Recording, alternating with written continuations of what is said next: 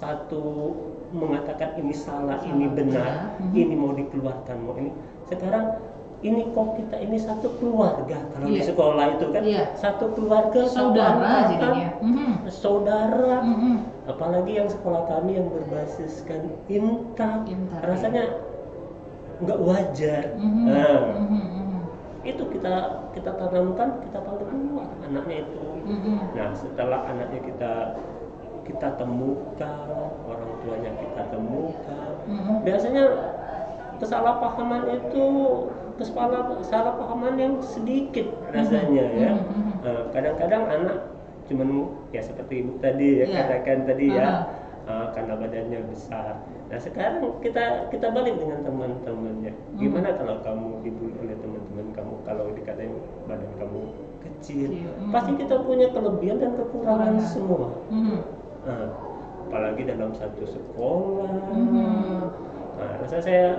Kami selalu menanamkan itu kepada anak-anak. Jadi antara orang tua dan juga guru artinya perlu sinkronisasi gitu ya, kerjasama ya Pak ya. Dalam arti kata artinya orang tua tidak serta-merta harus mendengarkan apa yang dikatakan oleh anak atau dilaporkan oleh si anak tadi begitu ya Pak ya. Iya. Seperti ini Bu ya, biasanya ya. Kalau terjadi permasalahan, kita ambil contoh saja kalau di sekolah saya. Ya. Kalau ada permasalahan, kita nggak bisa, kalau permasalahannya besar, biasanya berkelahi, kita ambil berkelahi. Kalau kita, nah ini besok orang tuamu suruh datang ke sini, kita kasih surat panggilan. Tanpa kita konfirmasi, kita ceritakan dengan orang tuanya dulu. Nanti cerita anak ini berbeda dengan kejadian atau fakta yang ada di lapangan yang kalau kita sudah ceritakan, Bu, nanti ada surat panggilan, Pak, ada surat panggilan, ada kita ada sedikit permasalahan berkelahi, masalahnya kayak gini, sehingga kami memutuskan kehadiran Bapak dan Ibu besok biasanya ke sekolah. Nah, kita sudah konfirmasi dulu dengan orang tua, sehingga orang tua tidak langsung mendapat cerita dari anak, tapi dia sudah mendapat cerita kan dari kita. Dari kita duluan. Nah, biasanya kalau kita anak yang bercerita, pasti anak nggak mau kalau dia yang salah ya. Pasti dia menyalahkan temannya. Orang tua tadi yang orang tua emosinya tinggi, mendengar anaknya cerita itu langsung emosinya pasti meluap-luap. Biasanya kami di situ kami konfirmasi dulu dengan orang tuanya. Bahwa besok ada panggilan, misalnya anak kita berkelahi. Harapan kami sebelum kami menyelesaikan permasalahan anak, kita awali kalau Bapak dan Ibu sudah datang ke sini, misalnya berkelahi tadi, berarti kita di sini menyelesaikan secara kekeluargaan. Berarti kamu Bapak dan Ibu masih ingin anak kita dididik di sini. Tapi kalau sudah biasanya kan sekarang ini langsung polisi. Nah, kami sangat diingatkan dengan orang tua kalau sudah di kesana berarti nggak akan ada penyelesaian di sekolah. Nah, sedangkan kita selalu diingatkan dengan orang tua, anak kita nanti sudah berkelahi, mereka berteman. Tapi kita sesama orang tua yang masih dongkol. Anak sama anak udah balik lagi gitu ya Pak ya? Udah baik lagi. Nah itu kesehatan mental itu sebenarnya bukan anak saja yang harus diperhatikan. Kita orang tua pun harus juga memperhatikan kesehatan mental kita, emosi kita. Itu yang harus kita perhatikan. Nah ini keterkaitannya dengan tentunya pentingnya menjaga kesehatan mental pada remaja milenial ya Pak ya. Kita tahu kan sekarang ini kata Bapak kalau selama ini kan sekolah itu sebelum siswa ini sudah dikenalkan dulu dengan sekolahnya seperti apa, gurunya siapa saja, kepala sekolahnya siapa saja, tetapi dikarenakan mungkin karena masa pandemi ini ya Pak ya, selama kurang lebih kurun waktu 2 tahun akhirnya anak banyaklah belajar online, sehingga yang selama ini handphone ini merupakan sesuatu hal yang harusnya dijauhi oleh anak, mau tidak mau anak anak harus menggunakan gadget ini untuk proses belajar mengajar begitu ya Pak ya. Nah, ini apakah kaitannya tentang penting menjaga kesehatan mental dari remaja milenial ini dikaitkan dengan tentunya penggunaan gadget? Ini ada kaitan erat atau tidak ini Pak? Yang jelas pasti ada. Pasti ada. Pasti Oke. ada. Karena mengapa? Kalau kita anak-anak itu sudah dengan handphone ini sudah begitu penting bagi mereka. Iya. Pada waktu kita pergantian jam, mereka itu bukan asik mencari bahan, Iya. materi, tapi mereka asik untuk Berselancar sendiri begitu ya Pak? iya main game, main game yang kita nggak tahu game itu tuh kadang kita game apa sih yang mereka mainkan. Di game saja mereka bisa berkelahi Bu. Di game ya? Di game. Nah, Nah, gara-gara karena game ya? game ini kan ada yang online-nya bisa si A Mabar gitu ya, iya, Pak, ya? nonton main Main bareng. bareng, Nah, nanti cuman kau ini kalah dikit baik, banyak yang kalah, merasa tersinggung. Padahal mereka tadi misalnya main game tadi bukan sesama teman mereka dengan teman yang lain. Yang nggak satu sekolah, yang mereka cuma kenalnya Melalui game itu tadi? melalui game. Itu bisa terjadi perkelahian. Oke, saya ambilkan contoh pernah terjadi seperti ini karena main game inilah. Kami tanya siapa temanmu yang berkelahi, nggak tahu siapa namanya. Cuman tahu SMA itu. Loh, saya bilang kalau berkelahi itu tanya dulu, kamu pulang kemana, siapa namamu. Ini jadi ada mau tertawa juga gitu iya, ya? kan? Juga ya? Kadang saya juga kalau kita berkelahi itu nak tahu dulu musuhnya siapa. Betul. Itu namanya siapa. Kamu berkelahi nggak tahu namanya. Pas di crocek, pas dilihat-lihat ya karena gadget ini tadi. Gadget ya. Iya. Emosi cuma biasanya kalau kita dulu biasa saja ya. Ya kalau dikata main aja nggak bisa biasa aja kalau biasa. kita ya. Malah kita gimana kalau bisa mainnya Jadi lebih bagus. kayak tertantang gitu ya. Iya. Dia kayak tertantang merasa kok diolok-olok gitu ya Pak ya. Iya. Kan anak sekarang bukannya tertantang mau ke depan tetapi nggak terima kalau diolok-olok seperti itu. Nah itu artinya sudah rusak kan mental anak? Sudah rusak. Padahal tadi menurut kita guru dan kita orang biasa aja yang seperti itu. Iya. Namanya seharusnya kalau kamu bukan hal yang krusial gitu ya. Harusnya kalau kamu punya mental yang bagus harusnya itu sebagai pemacu. Kalau memang positif ya mental yang positif sebagai pemacu. Kita tunjukkan dengan teman kita bahwa kita main gamenya bisa jago, kita bisa bagus dari mereka.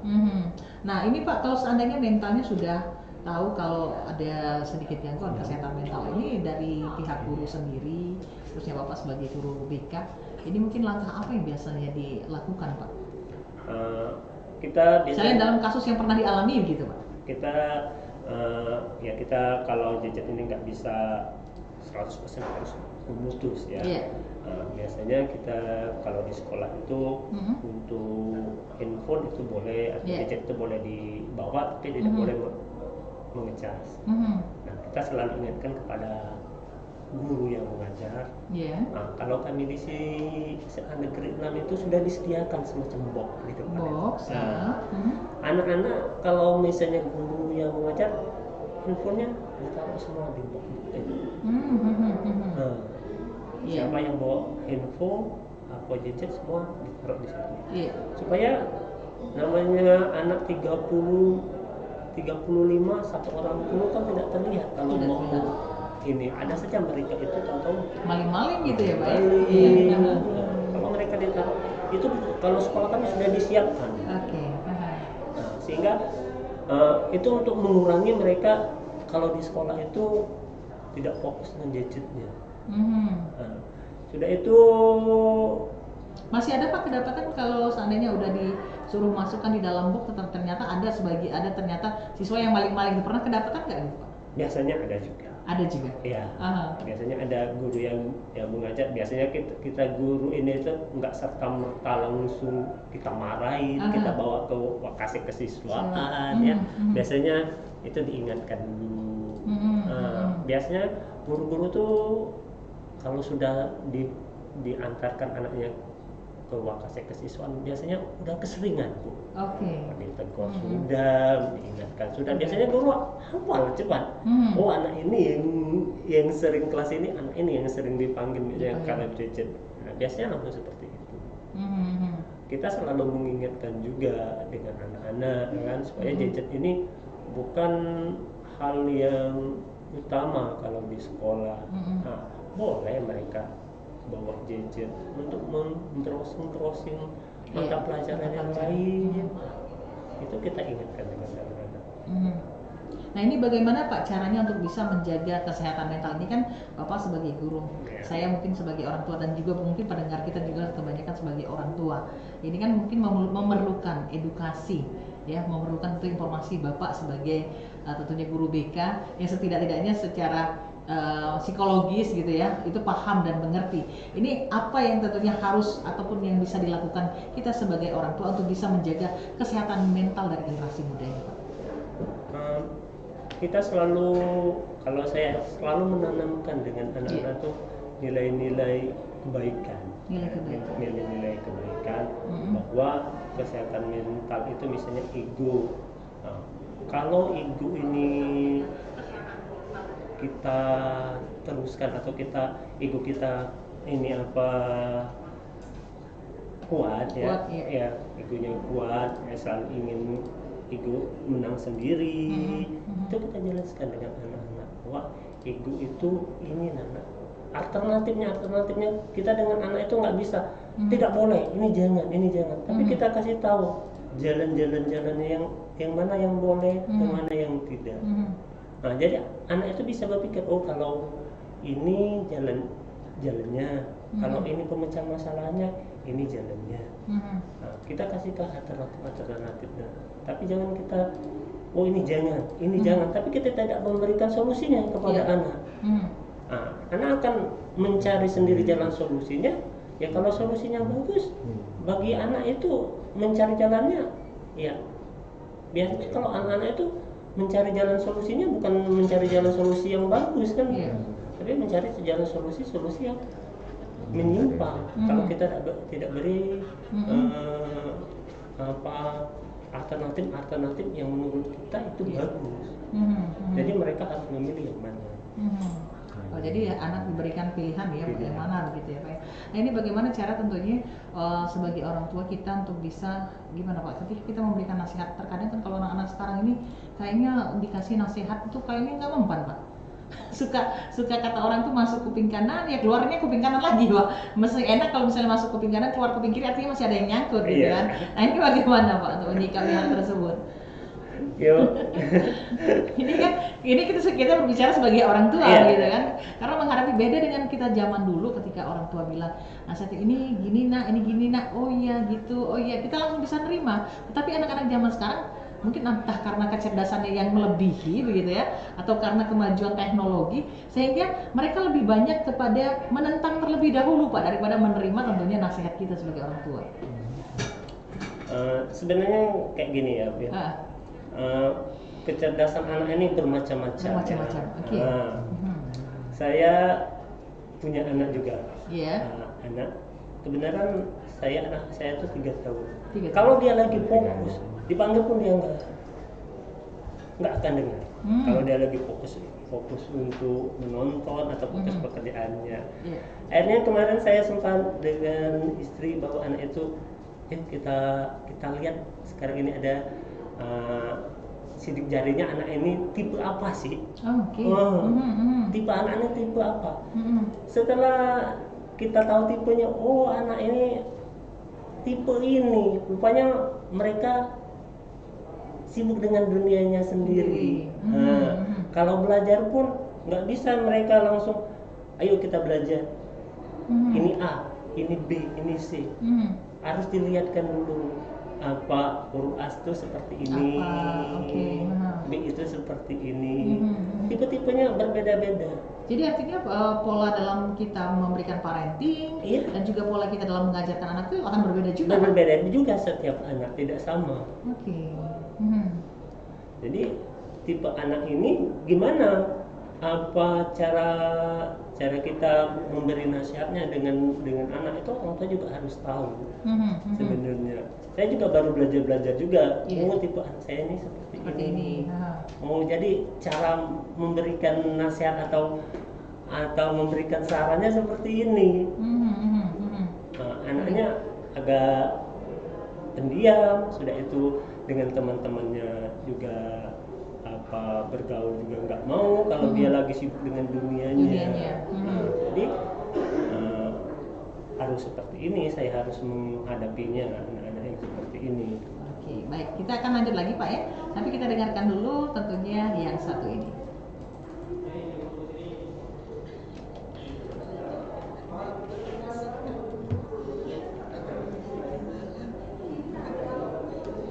Sambil diminum Pak. Sambil minum Pak. Iya.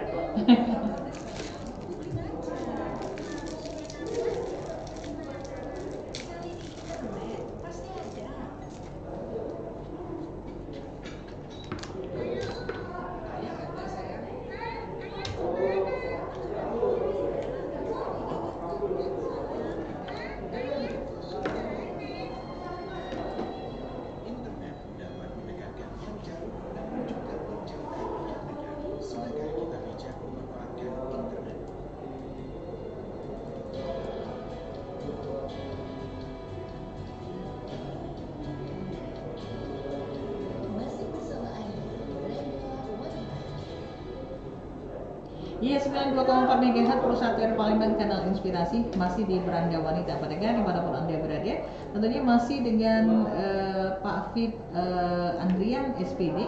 Kita membahas tentang pentingnya menjaga kesehatan mental pada remaja milenial. Buat Anda yang mungkin punya persoalan ataupun juga pertanyaan terkait dengan tema kita ini, kami juga mempersilahkan saja untuk bisa tentunya bergabung di line telepon 0711 369977 terkait tentunya dengan tema ini ya, yang menjadi tentunya persoalan juga untuk kita semua sebagai orang tua, begitu ya. Baik, Pak Afif, kita lanjut kembali Pak Afif ya. Tentang pentingnya menjaga kesehatan mental pada remaja milenial. Kenapa dia dikatakan penting untuk dijaga, Pak? Karena mengapa dikatakan penting? Karena untuk mereka nanti terjun ke dunia yang lebih dewasa lagi ya.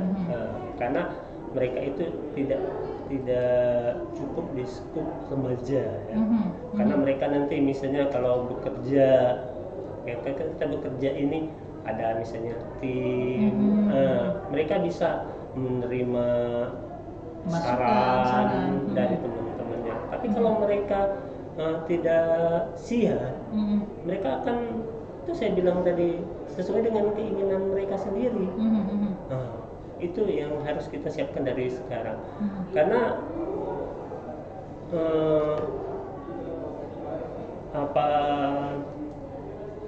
remaja kita sekarang ini kesehatan mentalnya kan agak sedikit menurun ya. Maunya menang sendiri. Kalau misalnya dia tidak lulus di suatu yang tidak diinginkan, malah dia nanti coba bunuh diri, stres kan. Itu harusnya kalau misalnya seperti ini, kalau sekarang ini anak-anak kelas 12 kan sudah siap untuk perguruan tinggi. Biasanya anak-anak ini maunya, saya mau ke kedokteran, mau ke Universitas Indonesia misalnya.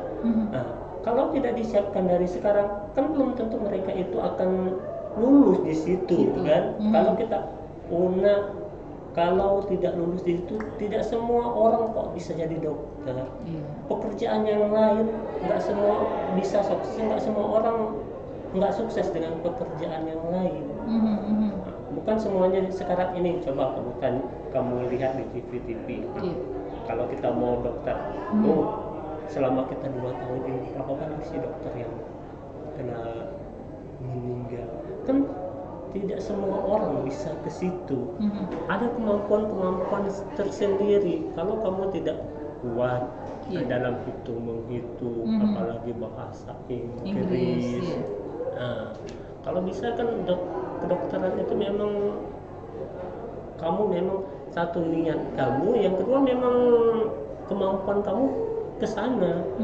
Tapi ada juga kemampuan yang lain yang tidak kamu gali.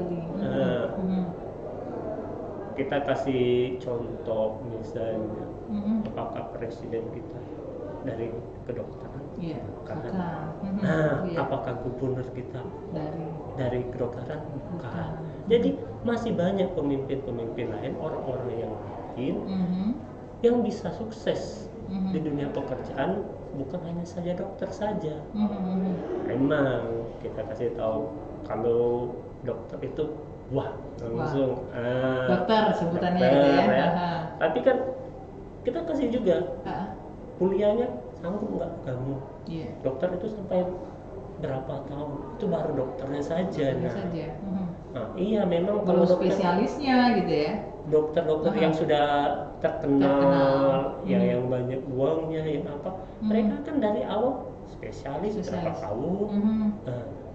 Kita tetap kasih itu ke anak, wejangan atau nasihat-nasihat kepada anak. Tidak semua pekerjaan itu akan mubazir di masyarakat. Apalagi masalah kuliah. Seperti itu. Oke, baik. Ini Bapak tentunya tentang pentingnya menjaga kesehatan mental pada remaja milenial ya. Ini mungkin kalau Bapak sendiri kira-kira apa sarannya nih untuk kita semua agar bisa menjaga itu dari sekarang gitu, agar generasi muda ini bisa mempersiapkan seperti yang kita takutkan tadi Pak. Ternyata dia nggak lulus nih di jurusan yang dia inginkan, akhirnya sampai kepada frustasinya dia akhirnya sampai gantung diri, akhirnya sampai bunuh diri gitu. Nah, ini apa yang harus dipersiapkan oleh kita sebagai orang tua atau orang-orang yang ada di lingkungan dari si anak ini tersebut, Pak? Yang harus kita siapkan dari sekarang ini ya sebenarnya satu tadi, kita harus memang ilmu agama itu paling utama ya Pak? Paling utama. Kembali lagi misalnya, ini bukan jalan kita, bukan nasib kita mau ke sini. Tapi karena kita sudah agama ini tuh sudah awal kuat, otomatis kita mengetahui atau kita sudah siap dengan alternatif yang lain. Yang pertama agama, yang kedua memang orang tua. Memang orang tua jangan selalu menginginkan atau memaksakan kehendak kepada anak. Tidak semua anak itu ingin jadi ini. Mereka punya keinginan sendiri. Orang tua harusnya mendengarkan siapa maunya anak. Contoh kayak ini ya. Tidak semua anak ingin masuk ke SMA negeri. Tidak semua. Ada anak-anak yang nggak mau. Nah, kita kan karena orang tua, SMA negeri 6 itu bagus, intaknya bagus. Tapi ada yang anak nggak mau masuk ke situ, maunya masuk ke SMK misalnya, karena dia sudah punya kemampuan tersendiri. Misalnya kemampuan seni lukis. Seharusnya kan mereka maksudnya kan ke SMK. Disesuaikan. Jadi keinginan anak, orang tua juga harus tahu dari sekarang apa maunya anak. Jangan sampai nanti setelah mereka masuk baru anaknya out-outan, anaknya malas sekolah, malas belajar, baru mereka mengetahui. Nah, Bapak sebagai tentunya guru BK ataupun juga tim pengajar ya yang ada di SMA Negeri 6 ya Pak ya, Pak Wimban. Ini kan terkait dengan tema kita pentingnya menjaga kesehatan mental pada remaja milenial. Ini apa upaya ataupun usaha yang sudah Bapak lakukan untuk bisa menerapkan hal tersebut setidak-tidaknya di lingkungan sekolah begitu? Kalau di lingkungan sekolah ada waktu kita kalau guru BK itu nggak ada masuk jam ya. Jam di tetap muka itu tidak ada. Jadi memang ada misalnya masalah ini harus kita infokan ke siswa-siswanya. Nah, mayoritas kita kerjasama dengan guru mapel atau guru wali kelas. Tolong dong, saya minta 1 jam mata pelajaran saya mau menyampaikan materi ini, materi kesiapan mental anak-anak untuk misalnya untuk ke perguruan tinggi, misalnya kan. Nah, kita dari sana kita informasikan dengan anak-anak bahwa kamu harus siap ini, siap ini, siap ini. Mereka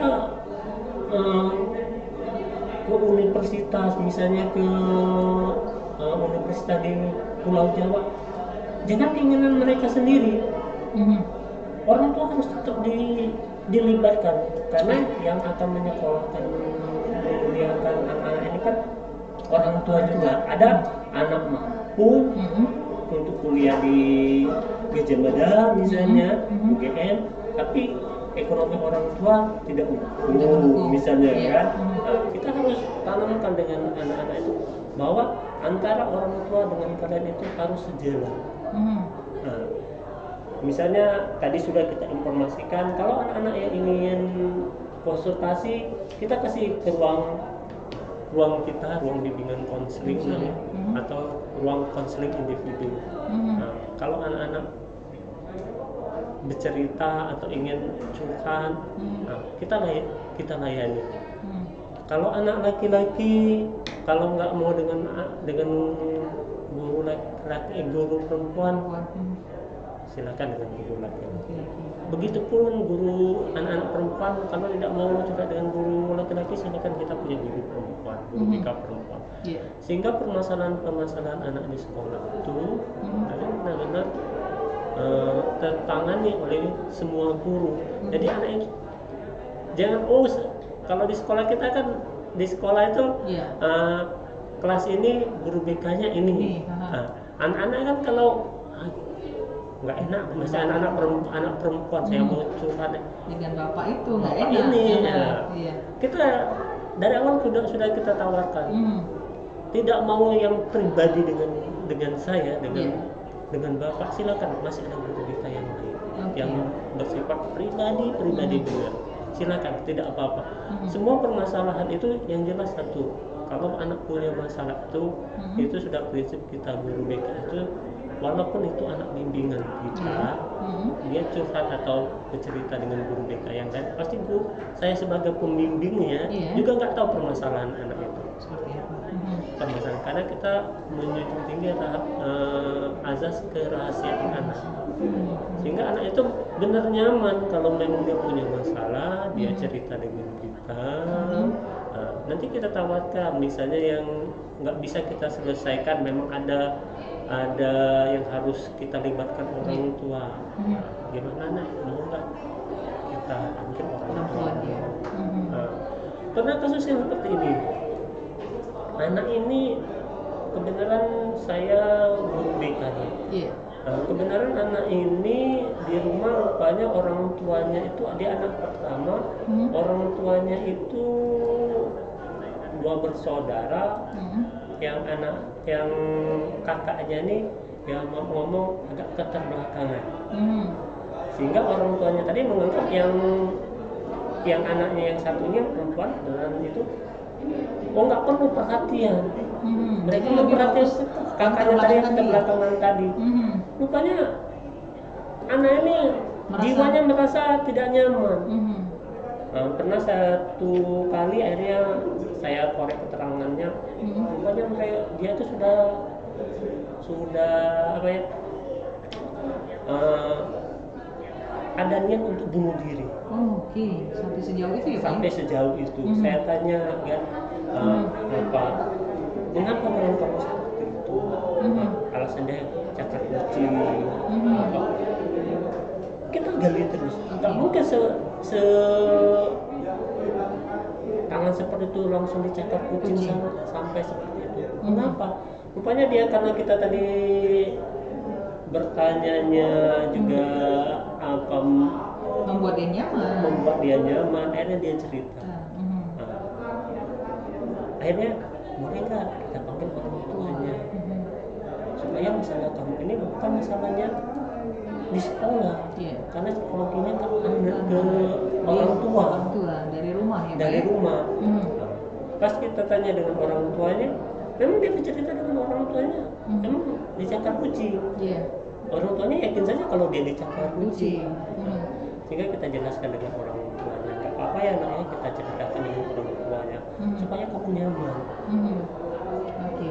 Nah, kita ceritakan dengan orang tuanya, oh baru orang tuanya terbuka hati, oh berarti ada yang salah dengan cara mereka. dengan cara mereka gitu. Oke. Sehingga akhirnya anak itu sampai sekarang pada waktu kelas 10 itu Sudah kembali ceria.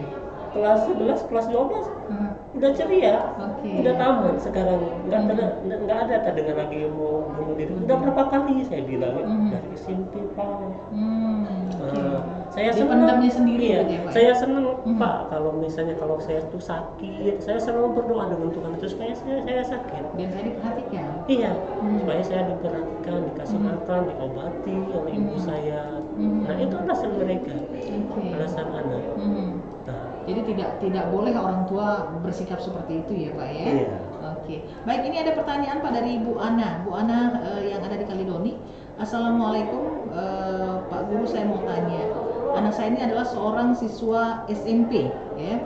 Nah, anak saya ini emosinya suka meledak-ledak. Apakah ini ada gangguan mental gitu? Itu pertanyaannya. Suka meledak-ledak, suka marah katanya gitu. Kalau ditegur suka marah gitu. Ada gangguan mental gitu, atau perlu ke psikologis mungkin seperti itu, mungkin saat ini kita lihat dulu ya, apa itu saya bilang tadi, didikan tadi, cara pola asuh. Oke. Nah, apakah pola asuh kita ini tadi, biasanya kalau orang tua ini kan kayak saya bilang tadi, kalau pola asuh anak dititipkan dengan anak, yaitu tadi polanya kalau ditegur selalu meluap-luap, selalu emosinya selalu tinggi. Nah, pola asuh kita yang gimana? Sudah itu lingkungan tempat tinggal. Lingkungan tempat tinggal itu sangat mempengaruhi pola asuh anak kita. Mengapa saya bilang lingkungan itu sangat mempengaruhi? 70% itu lingkungan itu sangat mempengaruhi. Apabila kita di lingkungan yang ngomongnya ya zaman sekarang ini, orang tua yang ngomongnya keras-keras, atau apalagi yang berbicaranya yang kurang-kurang pantas, pasti akan ditiru oleh anak. Sudah itu kalau misalnya orang tua ribut sesama orang tua, itu akan mempengaruhi jiwa anaknya. Psikologisnya itu bisa emosinya meledak-ledak. Itu belum tentu kita harus ke psikolog atau psikiater. Tapi kita lihat dulu pola asuh kita gimana, itu yang harus diperbaiki dulu ya, Pak. Lingkungan tempat tinggalnya gimana, sehingga kita benar bisa mengarahkan anak ini. Kalau dinasihati, oh anak ini yang seperti ini, oh anak ini yang seperti ini. Ya kalau kita setiap saat misalnya ya, kita selalu bangun pagi anak sudah diomelin, nanti salah sedikit diomelin. Nah, padahal anak sekarang nggak mau yang namanya diomelin itu, tapi dicari alternatifnya. Oh, nak kamu bangunnya jam 5 misalnya. Nah, mengapa harus bangun jam 5? Karena harus sholat subuh dulu, harus makan, sarapan, nanti pergi sekolahnya belum macetnya, harus dikasih alternatif atau yang lain-lainnya. Tidak bisa langsung kita omeli. Kalau anak saya pagi diomeli, bangun pagi diomeli. Jadi itulah emosinya meledak ya, meledak ya. Selalu dia apa? Jadi artinya orang tua kembali introspeksi diri juga ya. Apakah apa yang harus dilakukan, pola asuhnya gimana, lingkungannya gimana. Nggak bisa kita selalu menyalahkan anak tersebut. Oke. Baik Bapak, kita sudah hampir ada di penghujung kebersamaan. Silakan mungkin pada closing statement ataupun juga kesimpulannya dari perbincangan kita di siang hari ini. Saya harapkan memang Iya. tanggung jawab untuk kesehatan mental ini anak-anak kita ini, khususnya di Sumatera Selatan ini, bukan hanya tanggung jawab sekolah, bukan tanggung jawab masyarakat, tapi tanggung jawab kita semua. Sehingga masyarakat kita yang akan maju ke depannya memang benar-benar masyarakat yang cerdas, yang emosinya stabil, tidak cepat tersinggung, atau dikit-dikit baru dilihatin orang kita sudah emosinya sudah tinggi. Sudah itu agama juga harus kita perhatikan sebagai orang tua, karena agama merupakan pendidikan yang paling dasar untuk kita semua untuk mendidik anak. Oke, baik.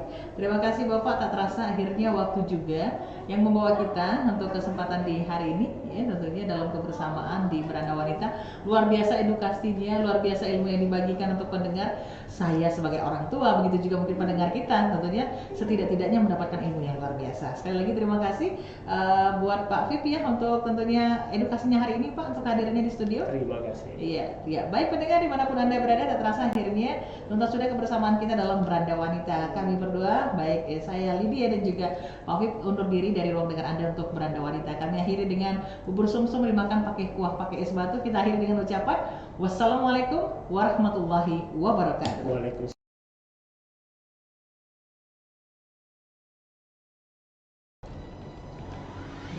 Gitu Pak. Oh iya Bu.